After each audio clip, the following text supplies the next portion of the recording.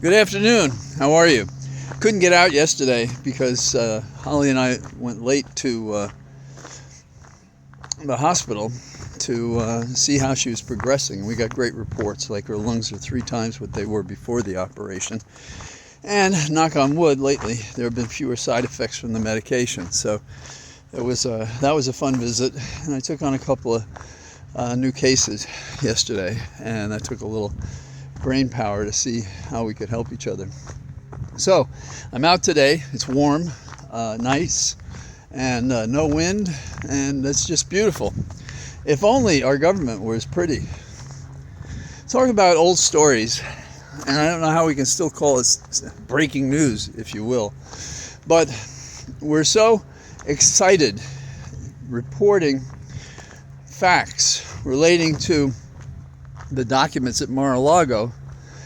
We keep forgetting the fact that the objective is not to know stuff, it's to seek an accounting for misconduct, whether civil or criminal, against persons who are not above the law.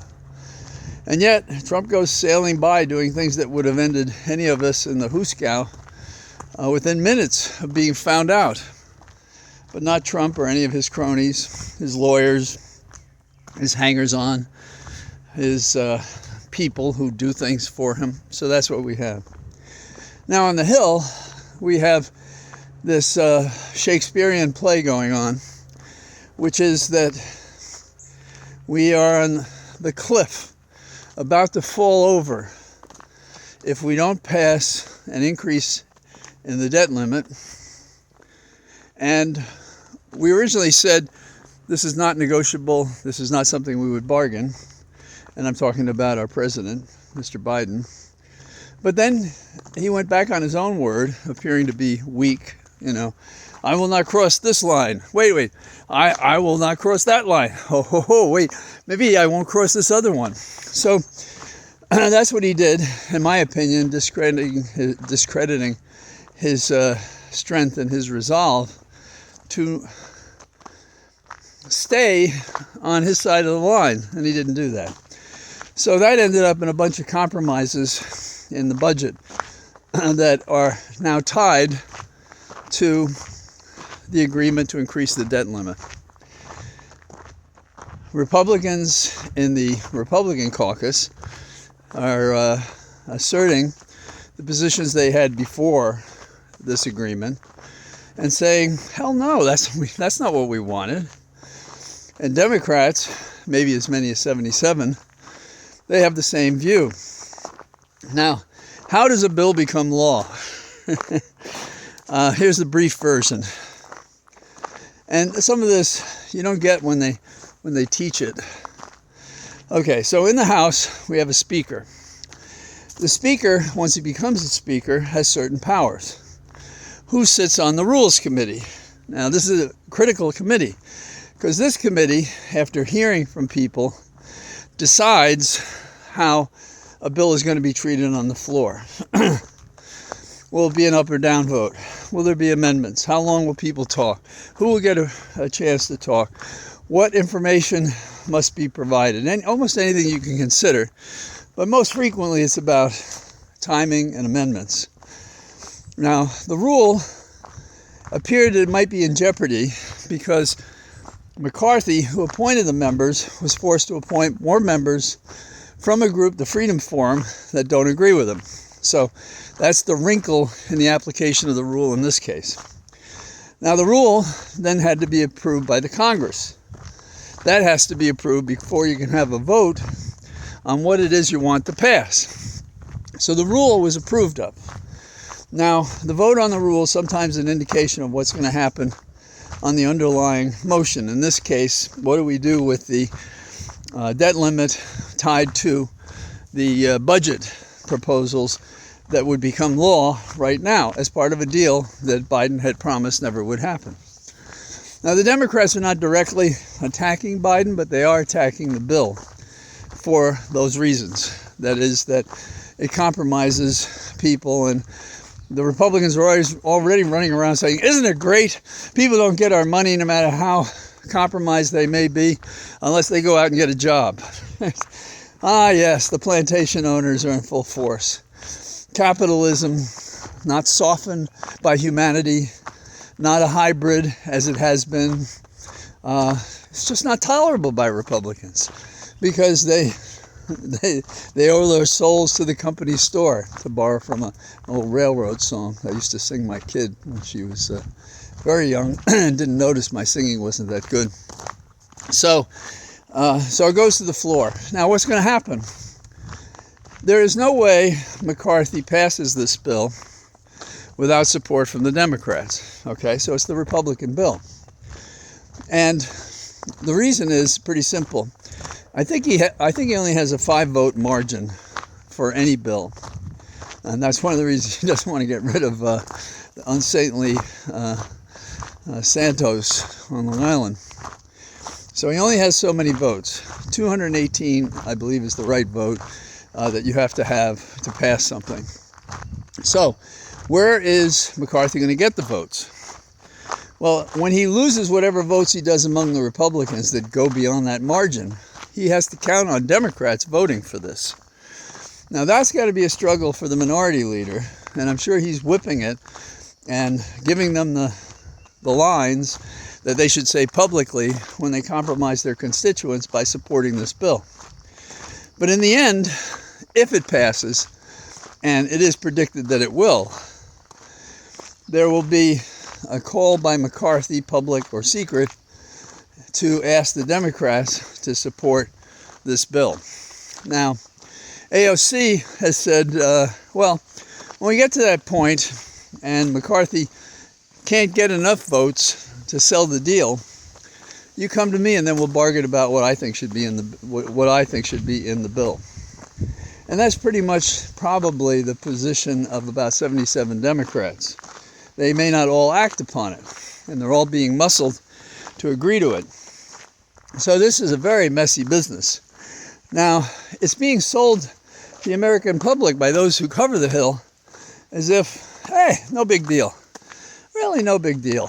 Yeah, it's a good bill and it's going to pass. And there are people I respect who've said things like, this is where Biden really shows his stuff to make a deal.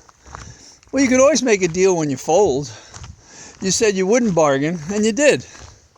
And Republicans are saying there are like 5 or 7 red signals that Biden crossed, saying he would never cross them.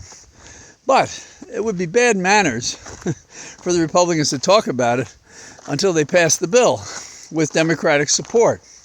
So that's where we are. So I'm talking to you at an hour when the votes haven't been in, but they will be. And that'll be later this evening. And if the bills are in and they pass, that's when everybody's going to find out what really happened. And I'm not talking about increasing the debt limit. I'm talking about the stuff that's in that bill that people haven't paid attention to. Now, one of the errors that they may have made in concealing what the bill is about is that unlike most funding bills, or budget bills in this case, it's not 1,000 pages. It's 100 pages. It's 99 pages, actually. And I've read it. And you can find things in there that you oppose or are upset about. But that's why the rush to judgment. That's why we hang this out until the last minute. Now it's a real emergency. We could have settled it 3 months ago. We could have settled it 2 years ago. But no, we have to have the drama. We have to have an evening spectacular. And it remains to be seen if it's going to be the beautiful and elegant execution of a bad bill in a better way than the bill deserves to be seen. So, what do I think? I think Biden gave an issue in the presidential election to the Republicans. I think he compromised people that we purport to represent and to care for. And I think McCarthy, it remains to be seen if he's going to get punched in the face when the dust settles for having brought this bill before the Congress in the first place. Now, it's interesting to me that no matter what comes out of this zone, my old friend Chuck Schumer on the Senate side sounds like he's going to approve it. But, you know, politics is a changeable context. And we'll get a better idea as we go day to day where we stand. Could the president invoke Article 14, Section 4? Yes. He's the one who said you can't do it. He doesn't have to do anything. This is closer to what Trump says about having confidential documents. You know, I can just in my mind think that they're not classified anymore. That's the beauty of these guys. So that's about all there is to say about that now until we see how it plays out. And so this may be helpful if you get it before the final vote or after it to analyze what they did and how close I came. And at the least, you get a better idea of how a bill is bad born. There is an interesting story, kind of fun and not. There is a whale, Vladimir, who's been roaming the seas. But people have noticed something peculiar about this beluga whale. And what they've noticed is strapped to his back is a package of electronic material that has written on it that it comes from St. Petersburg. And so the belief is that this whale is a spy for Russia. Kind of a fun idea. I would think they'd be able to find that out. Somebody's take the thing off them and test it and see what it says, you know. Balloons, whales, whatever it takes. So that's what I got for today. And I think it's going to take a lot of energy from us. We would like this to be reasonable and intelligent, logical, consistent with whatever principles we once had in America, but it's not. The gang that can't shoot straight, the people who are too smart for their own good, figure they can rely on our ignorance of how the system really works to do whatever crap they want to do. That's where we are. And what's the solution? The ballot box, the ballot box, the ballot box. No Republican gets a vote. And look at the primaries that you're going to see in the weeks ahead. And if you see a Democratic politician in a primary that you think can win and would do the right thing once elected, vote for him or her. Because our nation is at risk and the people who are in place are not serving us well. So I say goodbye to you from my cathedral of trees, and I'll try to talk to you tomorrow. Bye-bye.